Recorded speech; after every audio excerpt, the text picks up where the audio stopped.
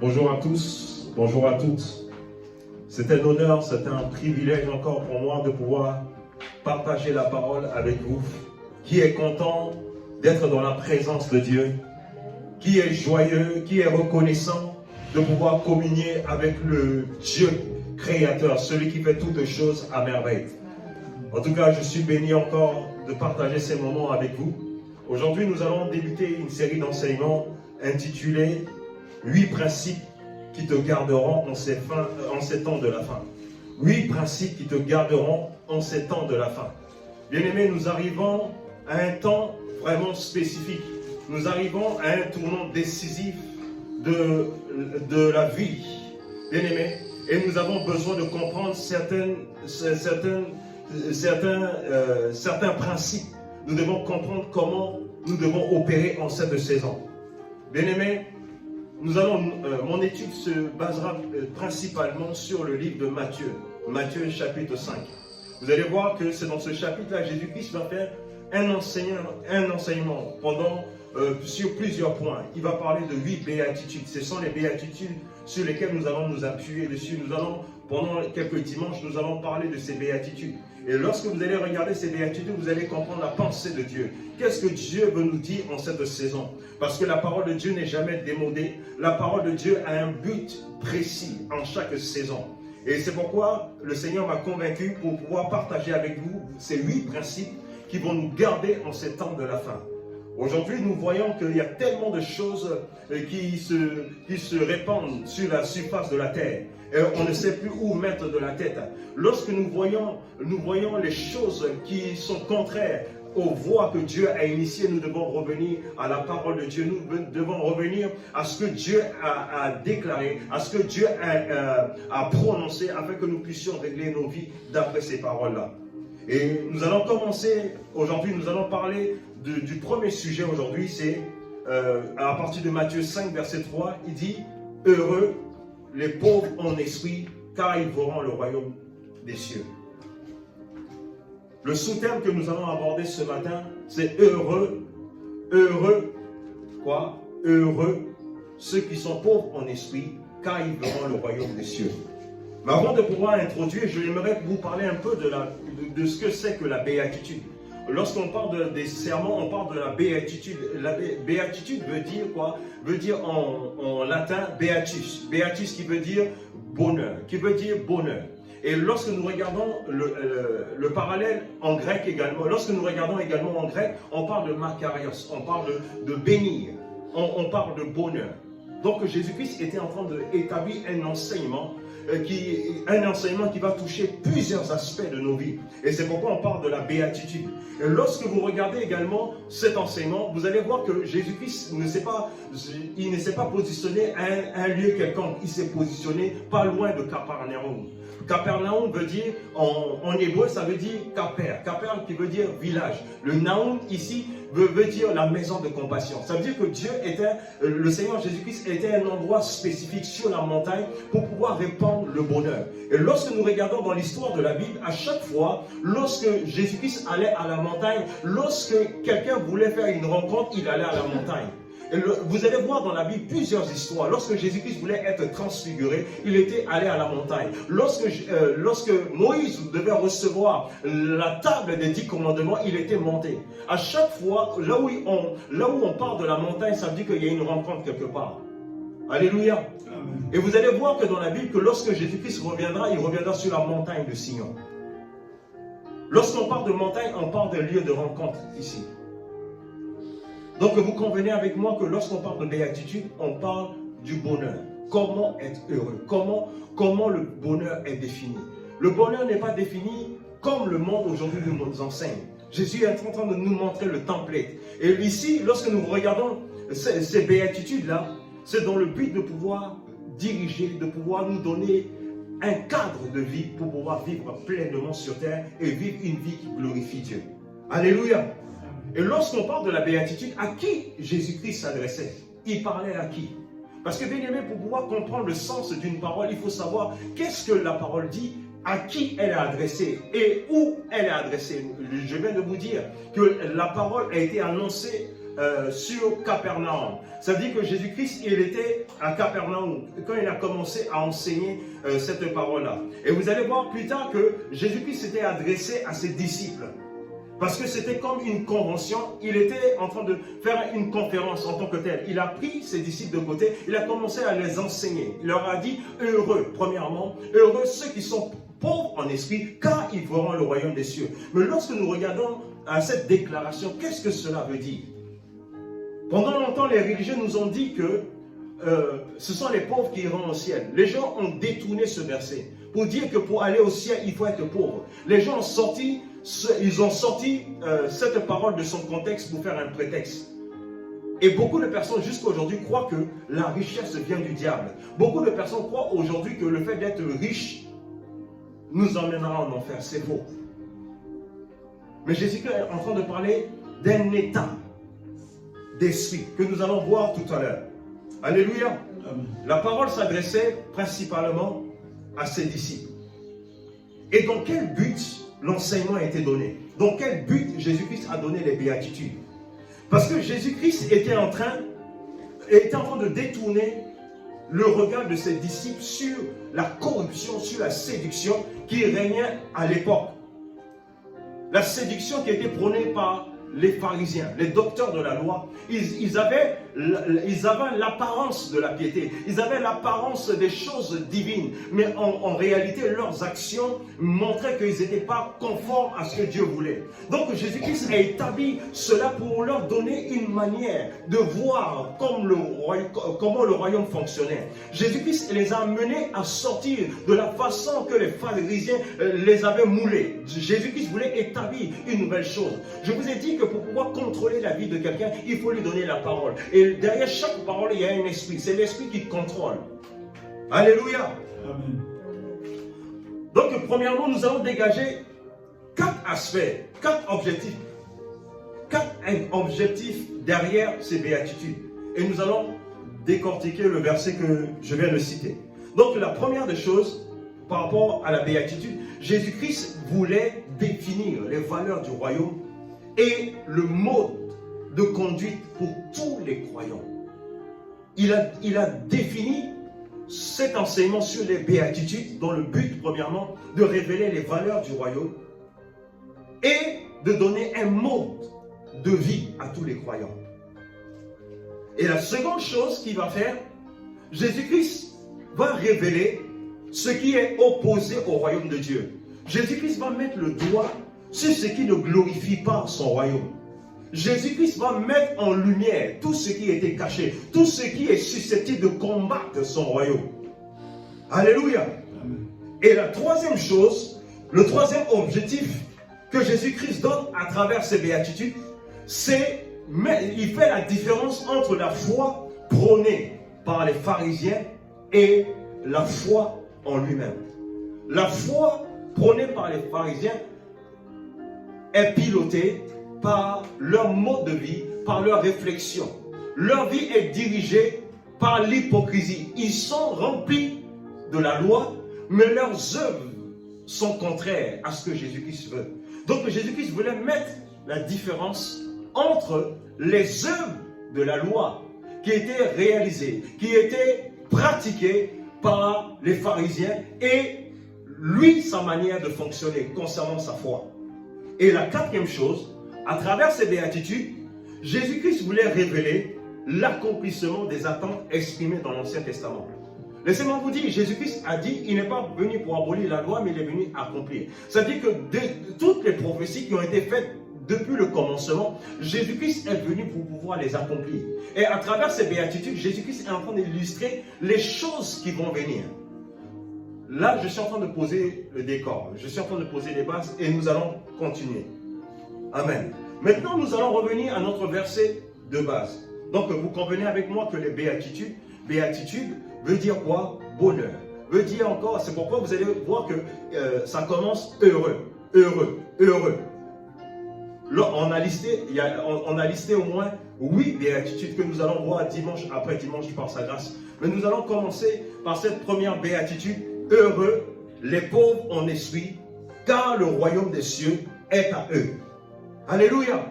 Bien-aimés, beaucoup de personnes ont tordu ce verset. Beaucoup de personnes ont utilisé ce verset pour maintenir les gens dans le chaos, pour maintenir les gens dans la misère, pour dire que non, pour aller au ciel, il faut être pauvre. Ce n'est pas ce que la Bible dit. La Bible dit parle de pauvres en esprit. On parle de pauvres en esprit. Et on ne parle pas de la pauvreté matérielle. On parle d'une condition spirituelle, les amis. On parle d'une condition spirituelle. Le fait de reconnaître son état. Le fait de reconnaître que nous avons besoin de Dieu. Parce que, bien aimé, nous sommes dans une société aujourd'hui, tellement les choses vont à la vitesse de la lumière, les gens ont tendance à mettre Dieu de côté.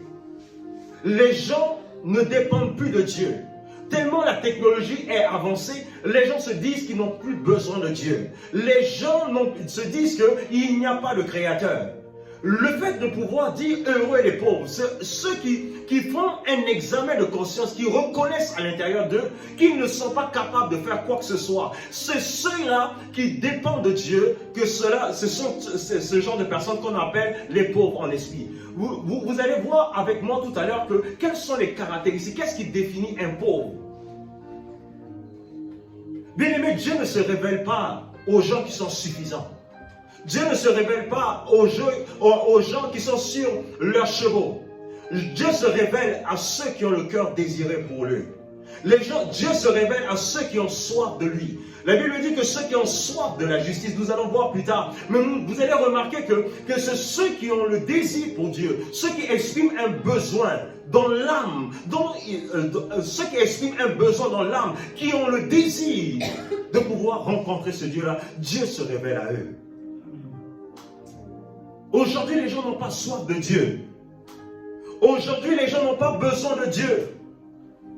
Aujourd'hui, on nous donne toutes sortes de messages pour nous détourner.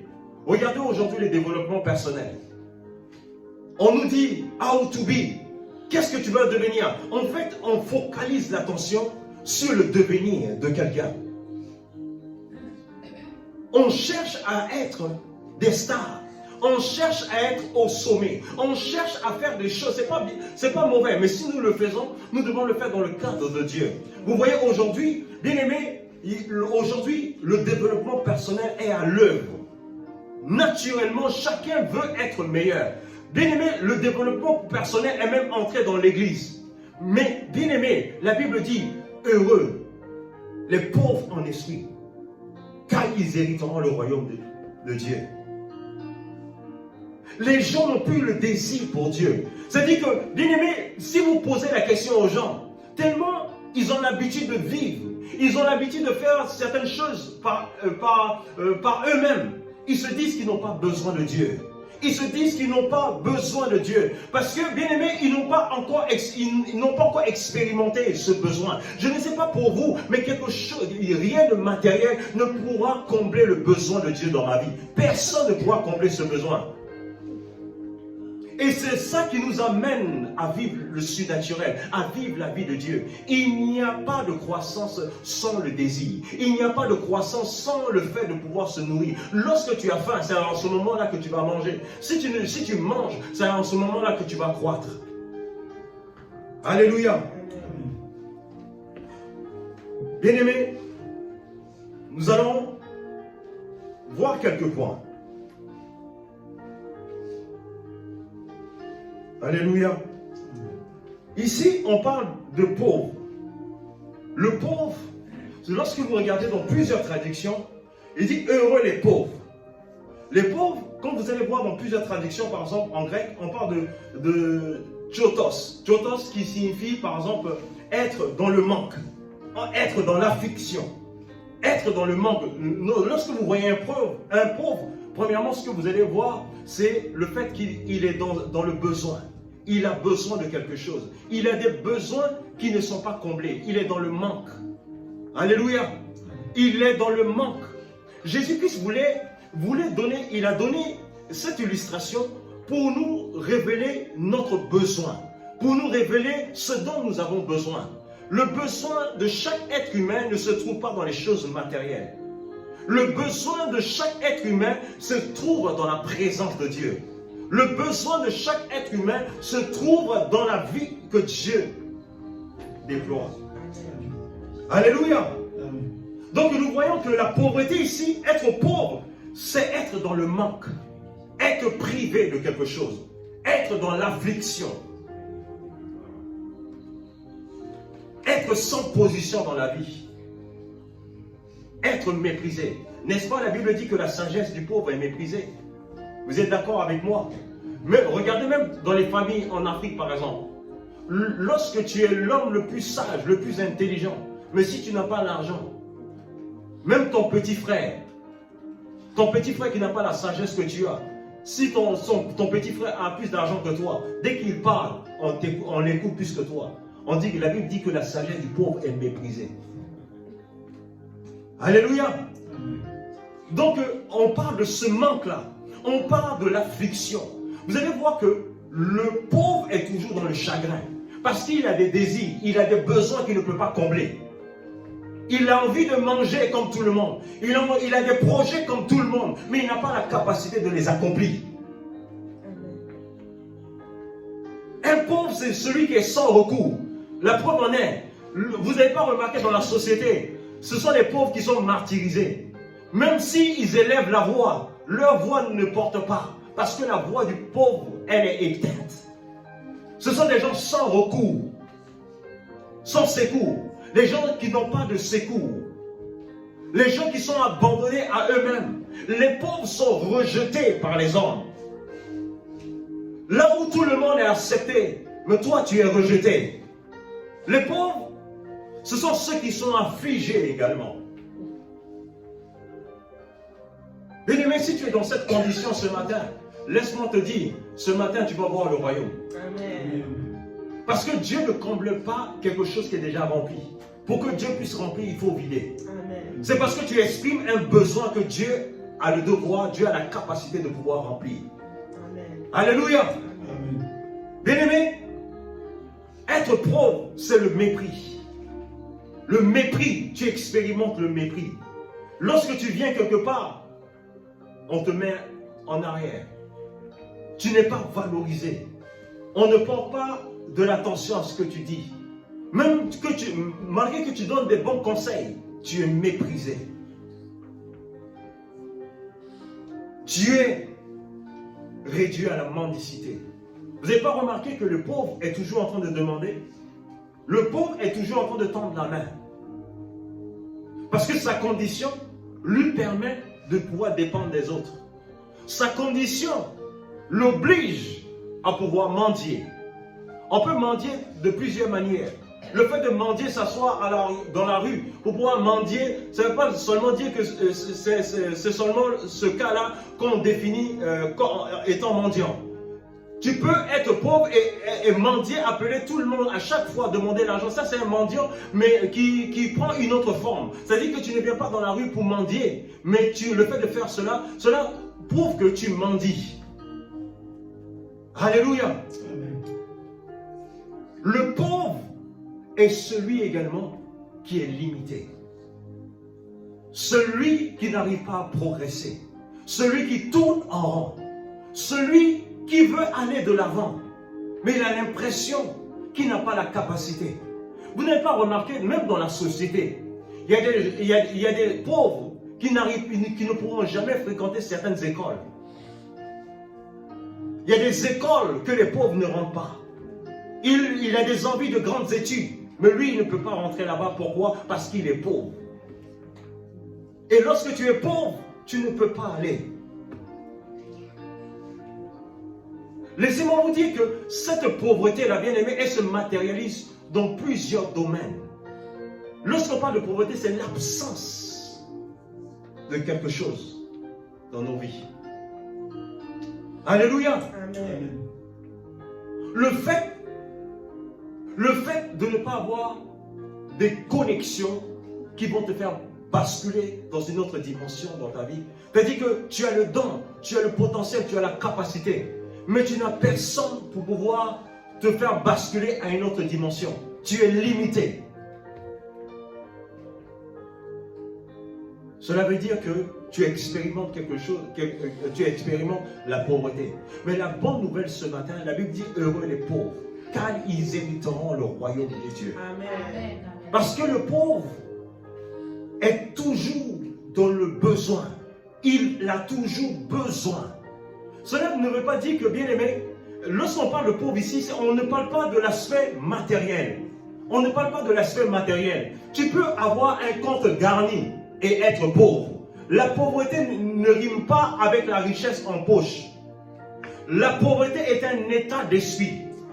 Quelqu'un qui a 10 milliards en compte bancaire, 10 milliards d'euros, et que la personne se drogue tous les jours, est esclave. La pauvreté également est un signe d'esclavage.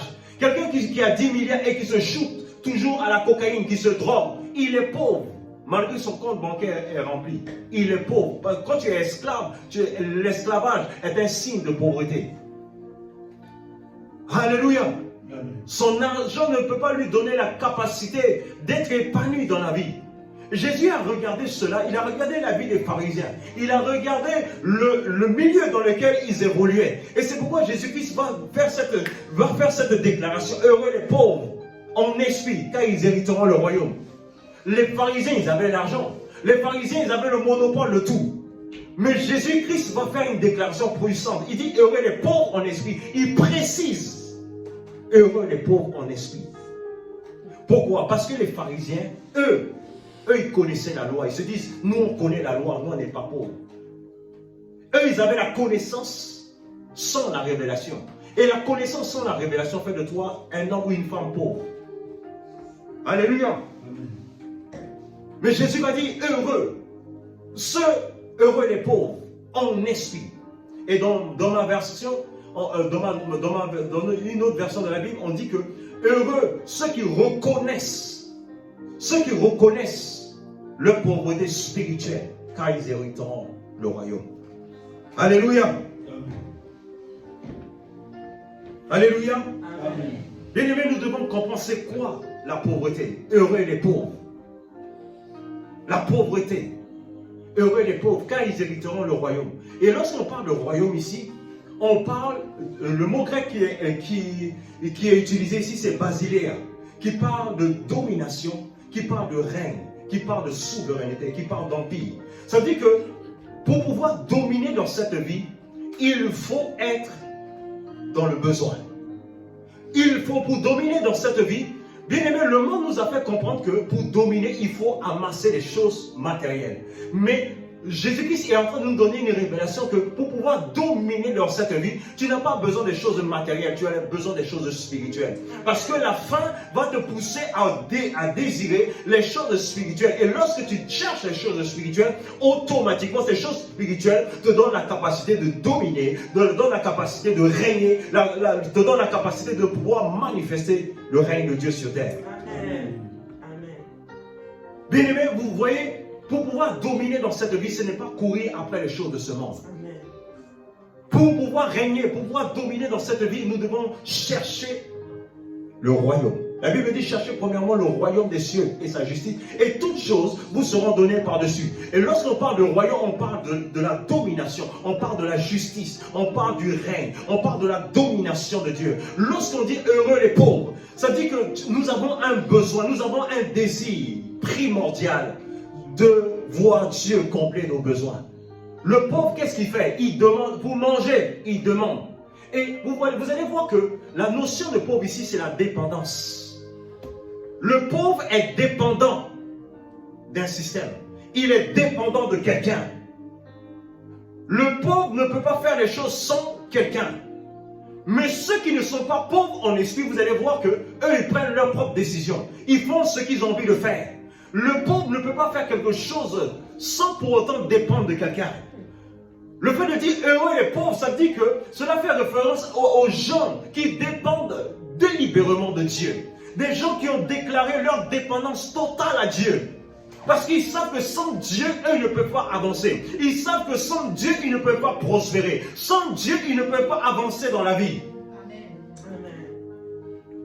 Mais aujourd'hui, les gens ont mis Dieu de côté. Ils se disent qu'eux, ils peuvent réussir sans Dieu.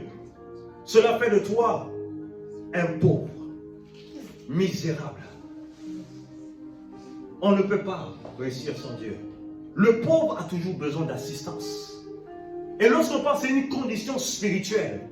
Une condition spirituelle dans laquelle tu es positionné, où ton cœur dépend de Dieu. Parce que si tu sais que si Dieu ne répond pas à tes besoins, personne ne pourra répondre à tes besoins. Amen. Tu arrives à un stade où c'est Dieu seul qui est le maître, qui est le chef, qui est le commandant en chef de ta vie.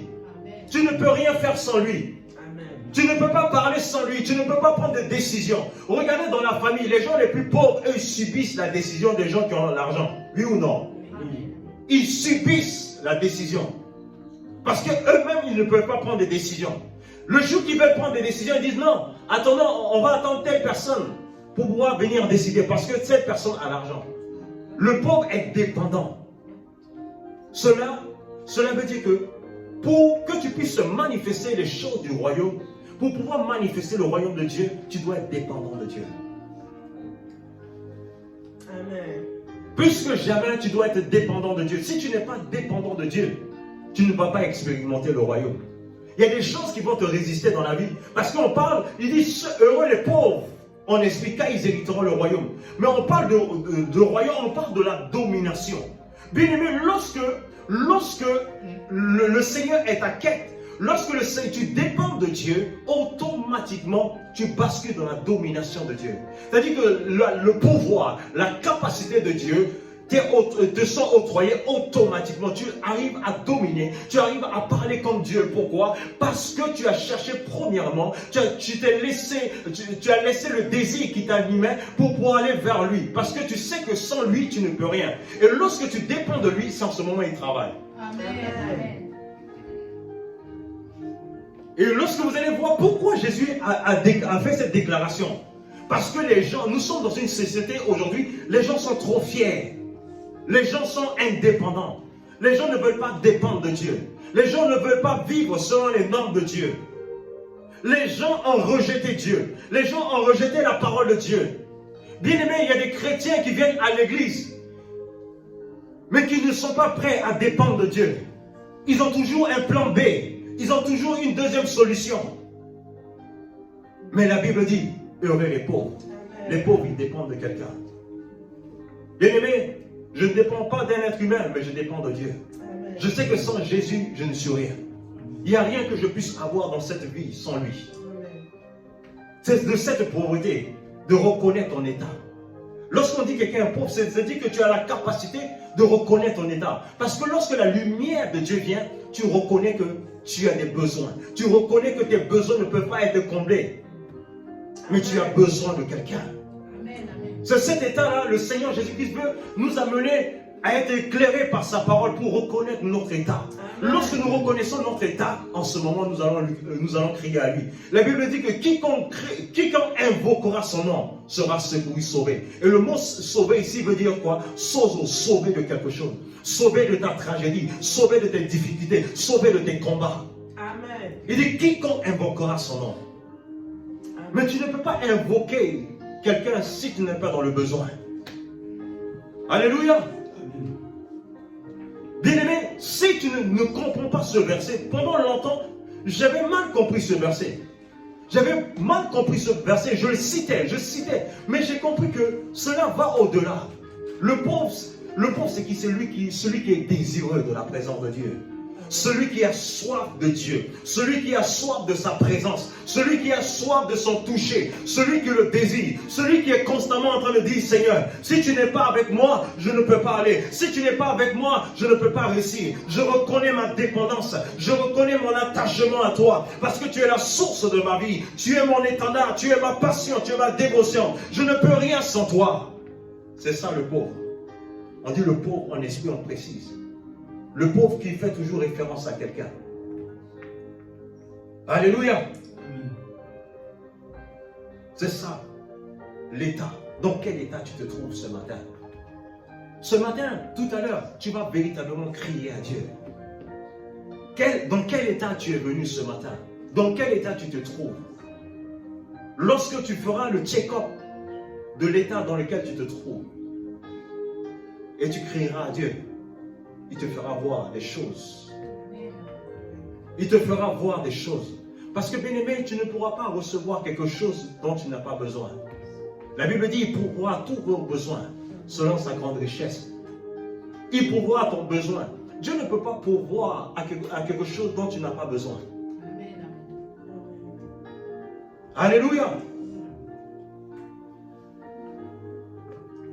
Bien-aimé, ce matin, Dieu est en train de mettre la lumière sur ton état. Parce qu'aujourd'hui, bien-aimé, les gens ne sont pas dans l'optique de se scanner, dans l'optique de pouvoir se sonder.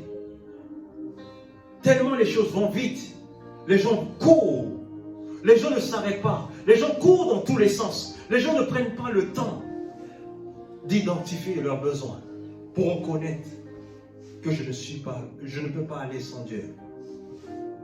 De reconnaître son état pour dire que les projets que j'ai, je ne peux pas les réussir sans toi. Si je n'ai pas de financement, je ne peux pas réussir ce projet. C'est toi mon financier. C'est toi mon partenaire d'affaires. Je ne peux pas financer cette entreprise. Je ne peux pas financer cela. Mais j'ai besoin de toi. Je suis dans le besoin. Alléluia.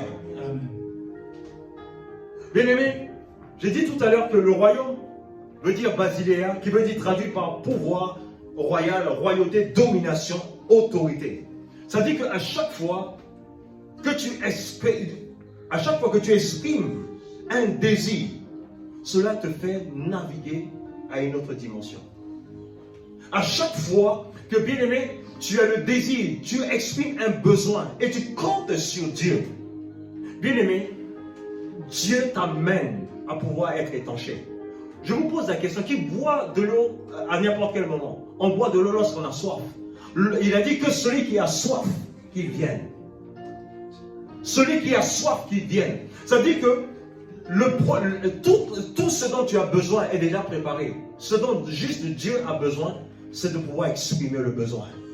Lorsque tu exprimes un besoin quelque part, la provision est déjà à côté. Amen. Alléluia. Amen. Maintenant, comment faire pour pouvoir bénéficier de cette première béatitude, à savoir, heureux les pauvres en esprit, car ils hériteront le royaume. Nous allons prendre notre Bible dans le livre de Jacques 4, versets 7 à 10. Jacques 4, versets 7 à 10. Jacques 4, versets 7 à 10. Jacques 4, versets 7 à 10. Jacques 4, versets 7 à 10. Soumettez-vous donc à Dieu, résistez au diable, il fuira loin de vous. Approchez-vous de Dieu, il s'approchera de vous. Nettoyez vos mains, pécheurs, purifiez vos cœurs, hommes irrésolus. Jacques, verset 9, sentez votre misère. Il dit, sentez votre misère. Soyez dans le deuil, dans les larmes, et que votre rire se change en deuil, et votre joie en tristesse. Verset 10. Humiliez-vous devant le Seigneur, et il vous élèvera. Amen. Voici la formule. La formule pour pouvoir opérer, pour pouvoir manifester cette béatitude. Premièrement, on nous dit quoi? De se soumettre à Dieu. Vous voyez? Je vous ai dit tout à l'heure que la pauvreté t'amène à quoi? À te soumettre à quelqu'un. Lorsque tu es pauvre, tu es soumis à une personne. Mais la Bible dit ici que soumettez-vous donc à Dieu. Ça veut dire que tu n'as plus de volonté. La volonté qui doit t'animer, c'est la volonté parfaite de Dieu. Soumettez-vous donc à Dieu. La première des choses, c'est la soumission. Beaucoup de personnes veulent la gloire de Dieu. Beaucoup de personnes veulent les manifestations de Dieu. Mais très peu de personnes sont prêtes à se soumettre à Dieu. Dieu veut que tu puisses te soumettre à lui. Il dit soumettez-vous à Dieu. C'est quoi se soumettre à Dieu?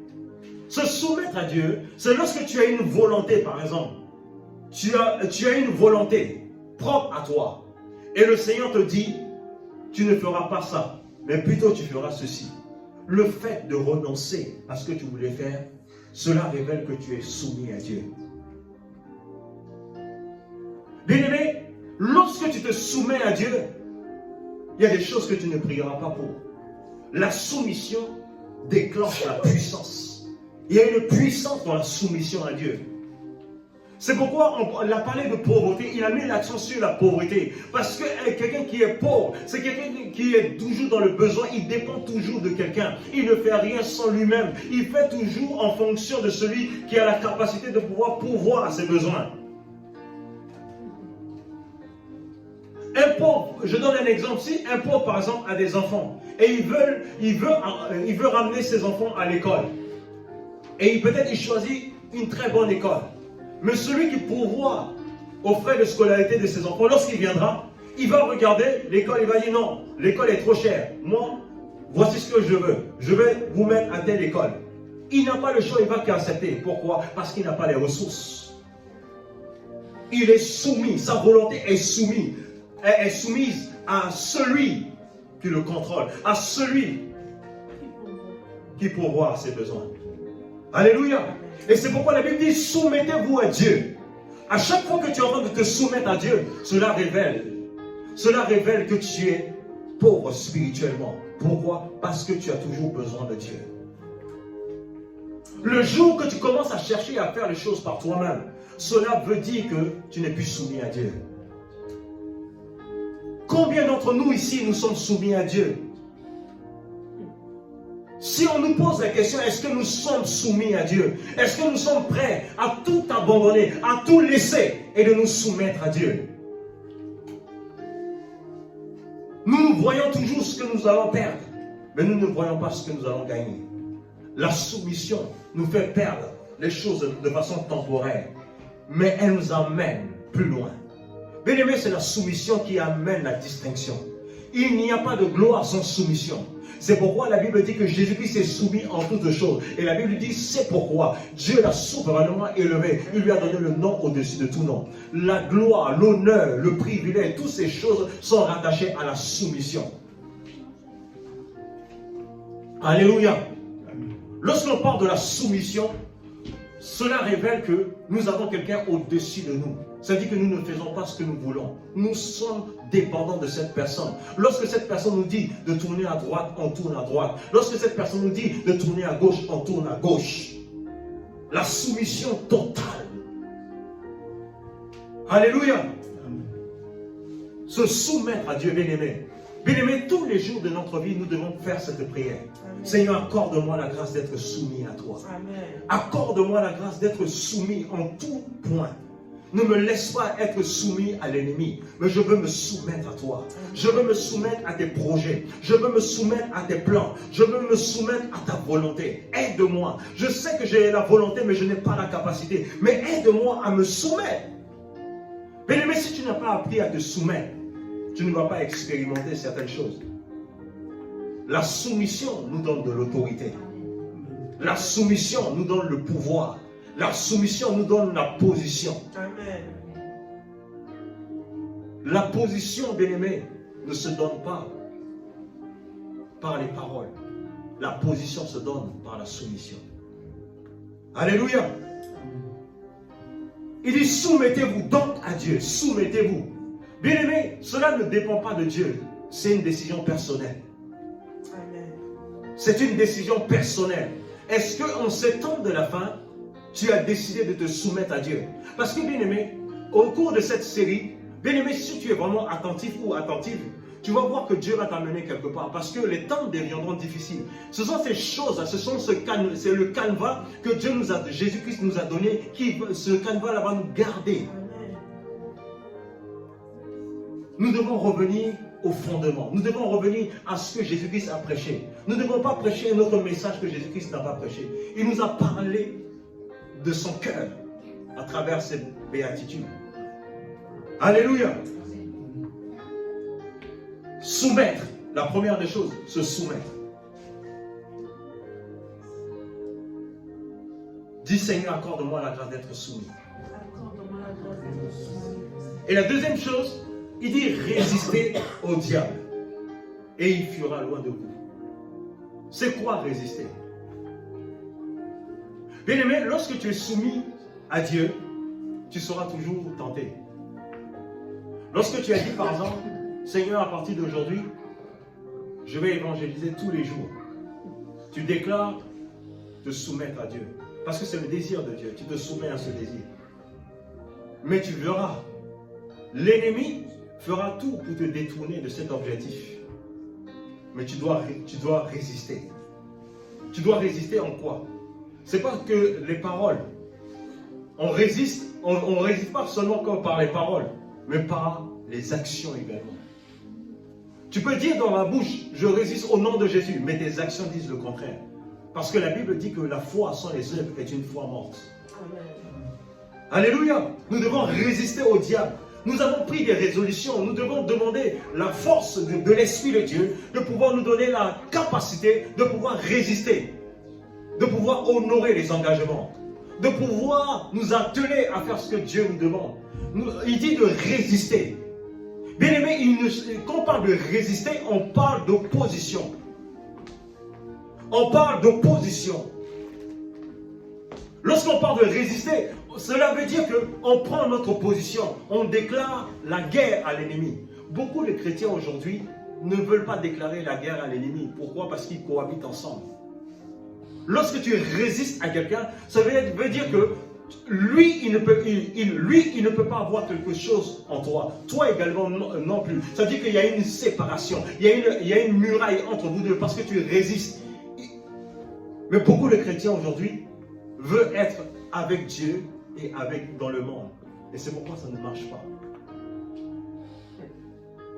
Alléluia. Au verset 8, il va dire quelque chose de fort. Approchez-vous de Dieu. Approchez-vous de Dieu. Est-ce qu'on a dit de s'approcher d'un homme de Dieu? Est-ce qu'on a dit de s'approcher d'un prophète? Est-ce qu'on a dit de s'approcher de qui que ce soit? On vous a dit de s'approcher de qui? De Dieu. S'approcher de Dieu. Bien aimé, c'est comme ça. Je suis en train de vous donner les clés pour pouvoir expérimenter, manifester cette béatitude. Vous devez vous approcher de Dieu. C'est pourquoi j'ai enseigné sur la justification. Ne regardez pas à vos faiblesses, ne regardez pas à vos péchés. Venez tel que vous êtes à Dieu. Je m'approche de toi, non pas sur la base de mes capacités, non pas sur la base de mes compétences. Je m'approche sur la base du sang versé, le sang qui m'a justifié, le sang qui m'a sanctifié. Je m'approche, oh Père, je viens devant toi, sur la base de la justice de Dieu. Amen. Alléluia. Il dit, approchez-vous de Dieu, et il s'approchera de vous. Waouh, c'est puissant. C'est puissant. Tu fais le pas et c'est lui qui fait le pas. Bien aimé, dans cette saison, la seule chose que nous devons désirer, c'est de nous approcher de lui. En tout temps, en tout lieu. C'est quoi s'approcher de Dieu? Lorsqu'on parle de s'approcher de Dieu, les gens vont imaginer certaines choses. S'approcher de Dieu, c'est ça. Le fait de pouvoir converser avec Dieu. Le fait de pouvoir partager son cœur. Le fait de lui partager tes défis, tes combats. Tu es en train de t'approcher de lui. Bien aimé, quand on s'approche de quelqu'un, quand tu t'approches de quelqu'un, cela veut dire que tu ne peux pas t'approcher de quelqu'un et sans parler. Vous êtes d'accord avec moi? Tu t'approches de quelqu'un, forcément tu vas dire des mots, tu vas parler. S'approcher de Dieu, c'est de pouvoir communier, de converser avec lui et de lui partager ses faiblesses, de lui partager ses manquements, de s'approcher de lui pour dire, Seigneur, voici les combats auxquels je suis confronté. Tu commences à établir un dialogue et il dit quoi? Il s'approchera de vous. En d'autres termes, lorsque tu viendras lui parler, lui aussi va te répondre. Et cela, on parle de la prière. Là, ici, cela résume la prière. La prière, c'est nous qui allons vers lui et ensuite lui aussi vient vers nous. On parle d'un échange, on parle d'une communion, on parle d'un échange, nous parlons et lui aussi parle à nos cœurs. Il a dit, approchez-vous de Dieu. Amen. Bien aimé, en cette saison, c'est bien les connexions, c'est bien les bonnes personnes que Dieu a mises autour de nous. Mais nous devons nous approcher de Dieu. Le temps est venu où nous devons nous atteler à la prière, d'avoir une intimité profonde avec Dieu. Nous avons besoin de connaître Dieu dans le secret. Nous avons besoin de pouvoir discuter, de pouvoir dialoguer avec Dieu dans le secret, les amis. Beaucoup de personnes, leur premier réflexe, c'est de se tourner vers les hommes pour pouvoir solutionner leurs problèmes. C'est pourquoi beaucoup de personnes sont déçues dans la vie. Mais lorsque tu t'approches de Dieu, il va te donner la formule. Il va te donner le concept. Il va te donner la direction qui va te permettre de pouvoir posséder les choses. Amen. Alléluia. Amen. Dieu nous invite à nous approcher de lui. Amen. Et il s'approchera de nous. Il s'approchera de nous. Il s'approchera de nous. Parce que, bien-aimés, nous voulons que Dieu fasse des choses, mais nous ne voulons pas nous approcher de lui. Nous voulons que certaines personnes puissent se parler. C'est ce qui se passe souvent. Ah, pasteur, prie pour moi. Pasteur, prie pour moi. Mais Dieu veut également que tu puisses t'approcher. Dieu veut que tu puisses t'approcher de lui. Dieu veut que tu puisses te déplacer. Dieu veut que tu puisses avoir ce dialogue avec lui. C'est bien que les pasteurs puissent prier pour vous. C'est pas mauvais. Mais chacun doit s'approcher de Dieu. Alléluia. Il dit, nettoyez vos mains. Pécheurs, purifiez vos cœurs. Hommes irrésolus. Purifiez nos mains. C'est-à-dire que les mains symbolisent quoi? Les mains symbolisent plusieurs choses. Ça symbolise l'activité et ça symbolise également tout ce qui a trait au péché également. Mais il dit purifier nos mains. Parce que, bien aimé, il dit nettoyer. Parce que lorsque nous venons dans sa présence, il y a une lumière qui vient. Et cette lumière met l'accent sur le péché. Attention, il y a quelque chose qui n'est pas bon dans ta vie. Et dès que la lumière est positionnée sur le mal, c'est dans le but que tu puisses ôter cela dans ta vie. C'est dans la communion avec Dieu que Dieu peut te révéler les choses cachées, les choses qui sont comme un obstacle à la manifestation des désirs de Dieu, des desseins de Dieu dans ta vie. Alléluia. Amen. Purifiez vos cœurs. Je vais aller vite. Et au verset 9, il dit, sentez vos misères, soyez dans le deuil, dans les larmes. Et quand votre rire se change en deuil, humiliez-vous devant le Seigneur. Vous devez vous humilier devant Dieu. Criez devant Dieu pour dire, Seigneur, j'ai tellement besoin de toi. Si tu ne viens pas, je suis perdu. Tu es ma seule source. Je ne peux rien sans toi. Jésus, je crie à toi. Jésus, je dépends de toi. Certes, tu m'as fait grâce d'avoir les diplômes, d'avoir les compétences, mais cela ne suffit pas de pouvoir dominer dans cette vie. Je reconnais que j'ai besoin de toi. Je reconnais que je dépends de toi. Seigneur Jésus, je t'implore, ne me laisse pas là où je suis. Viens me conduire sur le chemin de l'éternité. Je t'en supplie, Seigneur Dieu de gloire, ferai un chemin. Je m'attends à toi. Seigneur, ma sagesse, mon intelligence ne peut pas m'amener à bon port. Mais je compte sur toi. C'est ça, s'humilier devant Dieu. Reconnaître que sans Dieu, tu n'es rien. Amen. Reconnaître que sans Dieu, tu n'es rien. Bien aimé, celui qui fait ça, je vous assure, cette personne ne pourra jamais être dans le manque. Lorsque tu dépends de quelqu'un qui est puissant, toi aussi tu es puissant. Amen. Amen. Alléluia. Amen.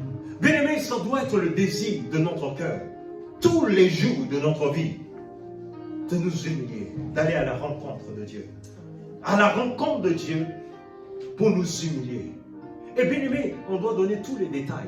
Quand tu viens devant Dieu, ne donne pas seulement certains points. Tu dois donner tous les détails de ta vie.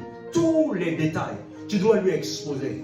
Tu dois lui révéler tout ce que tu es dans le secret. Seigneur, voici ma vie, voici mon cœur, voici mon destin. Seigneur, je t'ouvre tout. Révèle-toi à moi. Je crie à toi. Bien aimé, si tu n'as pas ce désir, il y a des choses que tu ne verras pas dans ta vie. Alléluia. Il dit, sentez votre misère, soyez dans le deuil, dans les larmes, criez à Dieu. Criez à Dieu. Bien aimé, pour pouvoir expérimenter cette béatitude, voici la formule. J'aimerais que tu puisses méditer cela et prier véritablement avec ça. C'est la clé de ta prochaine saison. C'est la clé de ta prochaine saison. Premièrement, de te soumettre à Dieu. Deuxièmement, de résister au diable. Troisièmement, de s'approcher de Dieu. Et quatrièmement, se purifier. Nettoyer sa main. Et il dit, sentez votre misère. Verset 10, il dit, humiliez-vous devant le Seigneur. Lorsque toutes ces étapes sont accomplies, maintenant, genoux par terre. Quand je parle de genoux, je ne parle pas forcément de genoux physiques. C'est une manière de dire que je m'abandonne devant Dieu. Alléluia.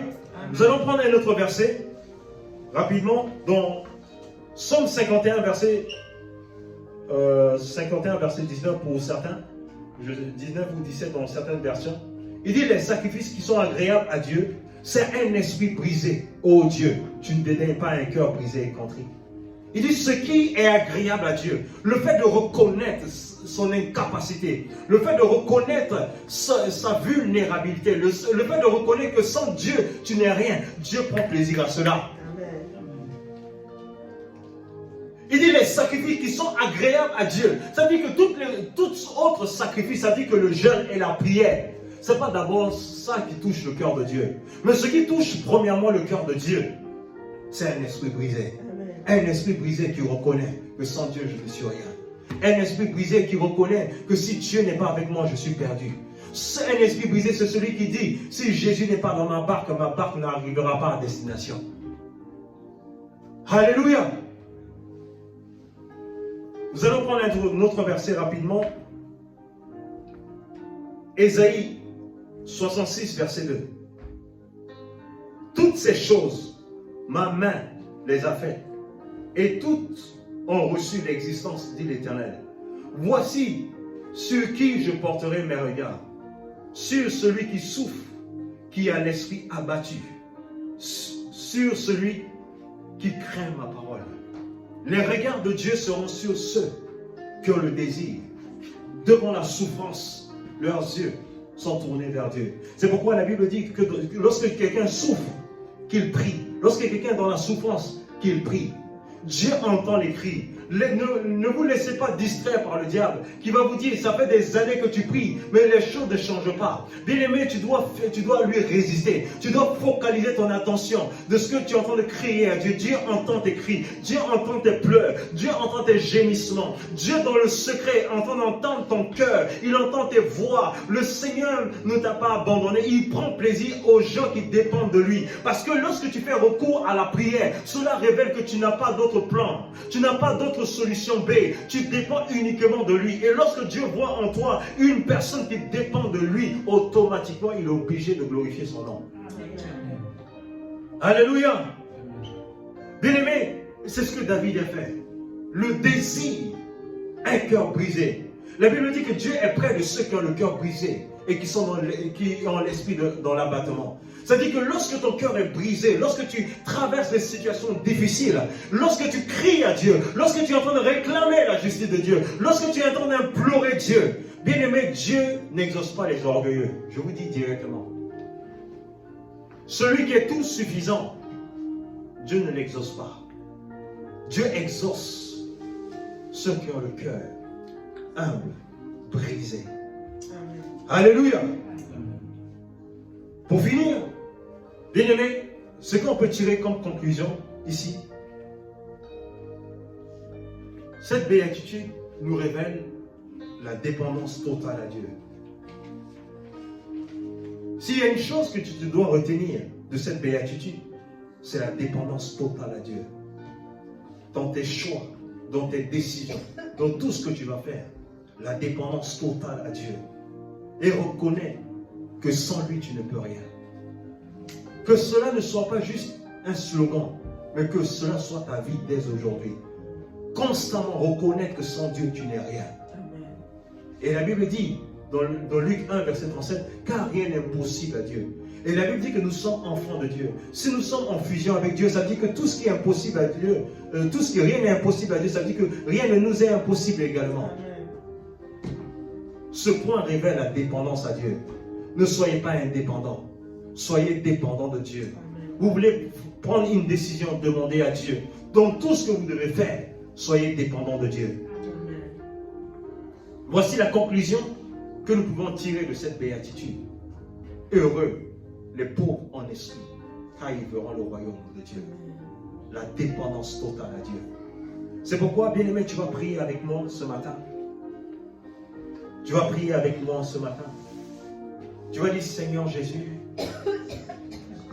Seigneur Jésus, ce matin, j'humilie mon âme J'humilie mon esprit J'humilie mon esprit devant toi. devant toi. À partir d'aujourd'hui, À partir d'aujourd'hui, je veux dépendre de toi. je dépends de toi. Je renonce Je renonce à ma vie, à ma vie, à mes ambitions, à mes ambitions, à mes projets à mes projets, pour faire ta volonté. pour faire ta volonté. Seigneur Jésus, Seigneur Jésus, délivre-moi délivre-moi de la pensée du mal. de la pensée du mal. Délivre-moi Délivre-moi de la pensée du monde. de la pensée du monde. D'être focalisé D'être focalisé sur le moi, sur le moi, sur la fierté, sur la fierté, sur l'indépendance. sur l'indépendance. Tu ne m'as pas créé Tu m'as pas créé pour être indépendant. pour être indépendant. Tu m'as créé Tu m'as créé pour être dépendant de toi. pour être indépendant. Je crois, je confesse Je confesse ma dépendance ma dépendance totale à toi. totale à toi. Ce matin, Ce matin, je renonce je renonce à ma vie.